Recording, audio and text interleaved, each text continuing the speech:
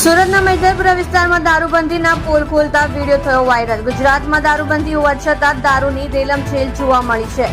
બુટલેગરોને પોલીસનો કોઈ ડર જ નથી। બેફામ બિંદાસ થઈને કોઈના ડર વગર ખુલ્લેઆમ દારૂનું વેચાણ કરે છે। સાથે સાથે ત્યાં લોકોને પીવા માટે ઝૂંપડું બાંધીને વ્યવસ્થા પણ કરવામાં આવી છે।